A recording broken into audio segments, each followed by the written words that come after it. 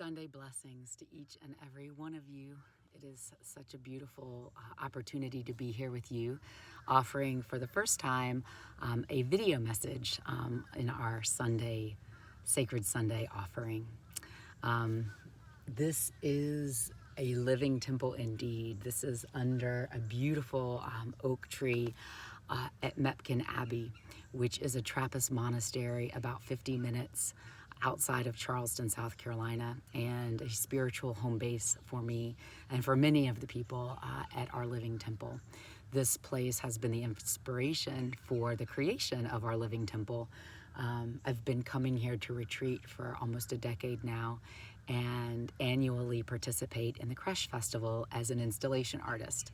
So I'm up here picking up a nativity that we'll be installing in early November for the annual Creche Festival. So a creche is a representation of the nativity. So Mary, Jesus, Joseph, the wise men, the animals, the shepherds, and so we'll be installing that the first week in November. So if you'd like to come up and experience the Creche Festival, I'd highly encourage you to get tickets now. They do book up pretty quickly, and that's at mepkinabbey.org. So it's an honor to be here and to be offering this message from this living temple, the inspiration for our living temple. It's also a beautiful place to come and retreat on the Ashley River. So if that appeals to you, I would highly recommend looking into being here. Retreating has been coming forward a lot for me this week as we've been discerning, what it is to kind of go inward during this fall time as we enter and get closer to winter. And the act of retreating is an act of kind of going inward and allowing more time and more spaciousness for exploring what it is meaningful for you and how we want to show up in the world. And are we showing up in the world authentically and with compassion and with love? So the time of retreat is a time to kind of reset. And we can't always go away for retreat, and we've talked a lot about the art of retreating where we are, retreating in our own home bases, home spaces. But especially now with the shifting of the energies from this eclipse, as well as with what's been happening in the Middle East and the pain and the suffering of our brothers and sisters, both Israeli and Palestinian, it's been a time of real turmoil and pain, and there's a sense of like, what can I do? How can I help? How can I be of service? So it's a challenge. How do we show up during this time? The one thing that I've been doing is making sure to reach out to my friends who have direct relationships and connections with folks in the Middle East that are affected by what's happening, and to check in and just be present.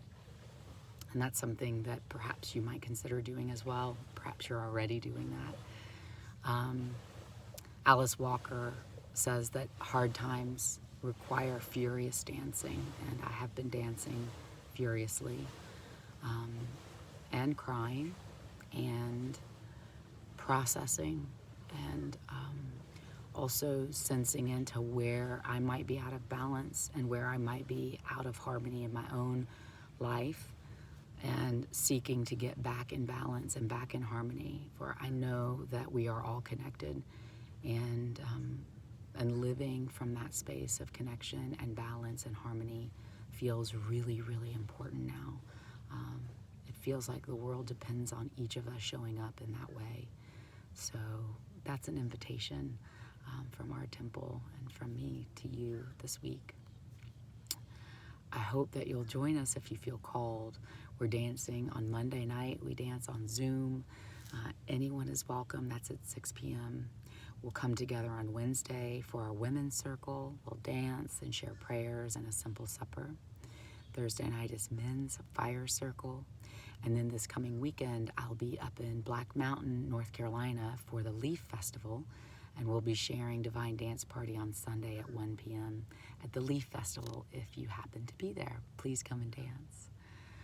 So we'd love to have you join the temple activity, and if you feel called, if you have any questions, if you'd like to come and retreat at the temple, if you have ideas that you'd like to bring to the temple, please do. Please reach out and let us know. It's as active and as engaged as each of us in the community are. So just invite you to be present in the way that feels right for you. And I want to take this last moment to thank our most recent temple resident, Olivia Poole. She moved out this week, and so we send our blessings and prayers to her on her new adventure with her new home in Charleston in downtown. So many blessings and many thanks to Olivia for all that she's brought to the temple. And I hope that each and every one of you have a beautiful week. So many blessings to you, and may you find retreat, whatever that means for you. So much love. So much love. Thank you. Thank you. Thank you. Blessings.